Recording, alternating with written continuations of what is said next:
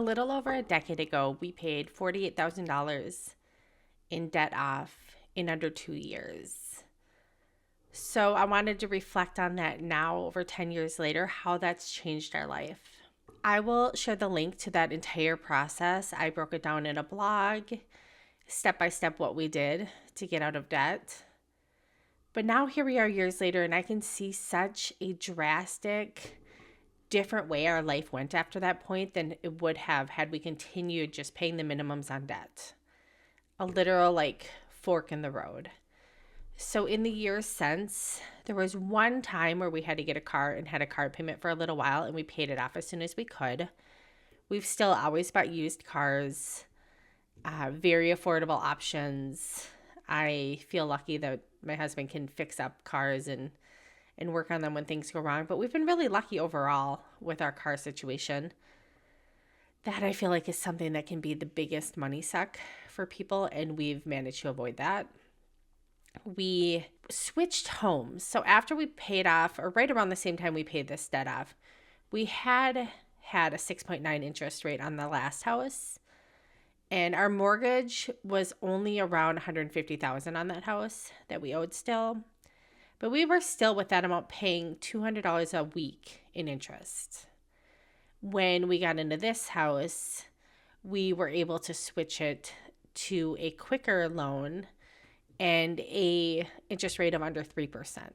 So that is just something we lucked out on. It's nothing. It was just happened to me with the timing. It worked out. So I wish I could offer that advice for someone to take advantage of that now, but we lucked out. But what that did was that it wasn't all an accident. It was luck in the timing, but had we not worked so hard to pay the debt off, we wouldn't have been able to get out of that house and into this house. So I want to give us some credit. We worked our tails off to make that happen, but the actual interest rate was luck. So that brought us down to, even to this day, we pay around $250 a month in interest on our house. So that is thousands and thousands of dollars a year that is not going into interest that we are able to put either towards principal or towards other life things. The other thing is we've kept all of the habits that got us out of debt. We switched our thinking about money. We switched our spending patterns and habits. When we got out of debt, we switched our priority list. And we had to stop looking at all the ways we were people-pleasing other people, saying yes to dinner invitations, to gift exchanges, to all of these things, and at least debate them, analyze which things we wanted to carry moving forward, which things we needed to pause, and which things were done. We're done with this. And so since then, when we now set up our budget, and we still do keep a budget, we're just very deliberate with it. I try to look at things not just as what's the payment. It doesn't really matter what's in our checking account when it comes to if we make a decision to buy something or not buy something. We're thinking of all of those things if we actually need them. And if it's something we really need, then okay, let's figure out how we can get the best deal, the best quality for what the money is. Think that through. But we're never walking into a store thinking, oh, we have money in our account, let's buy something. It doesn't even enter our mindset. So that has been the biggest shift. I'm not debating going to a Kohl's clearance sale because I have money in my account. It really doesn't, because I'm not thinking week by week on our budget, and because accounts flux based on if you just got paid or not, if you have a big expense coming up and maybe that money looks like you have money, but you know you have an expense that you're going to spend it on. I think that's something that's come from age and just a calmer, more patient mindset, that I don't feel the need to spend the money when it's there.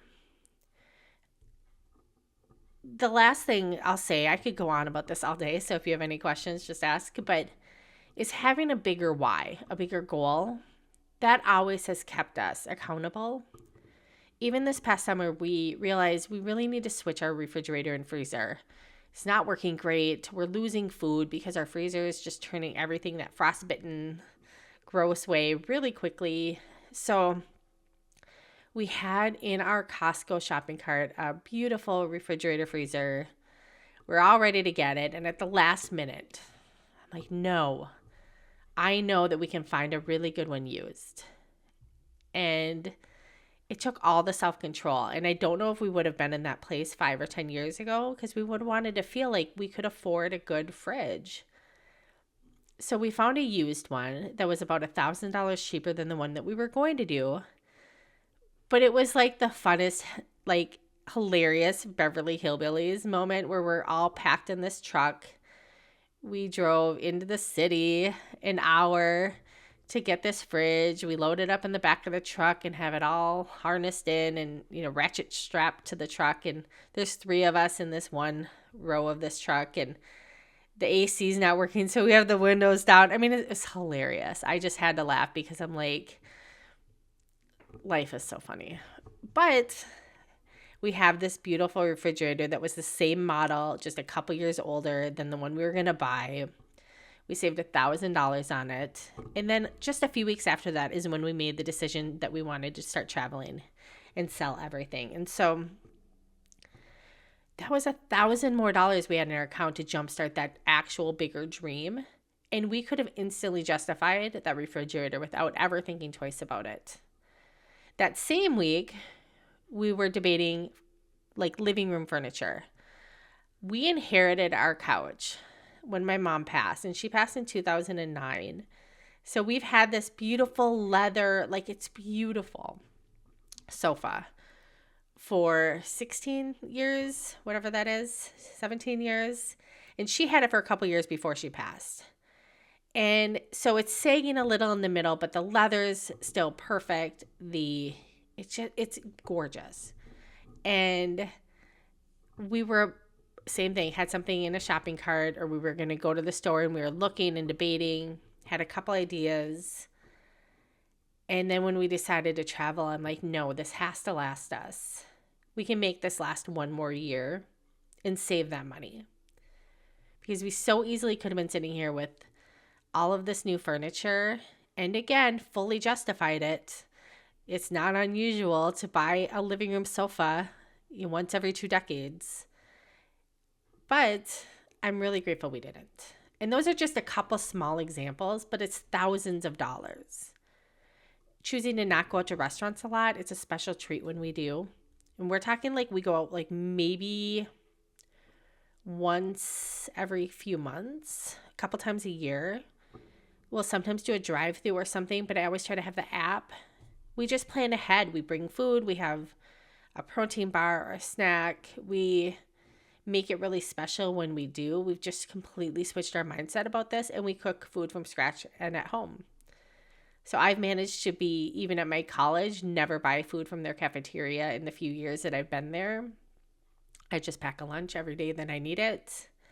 I have some extra snacks in my bag or my car, and those add up over time.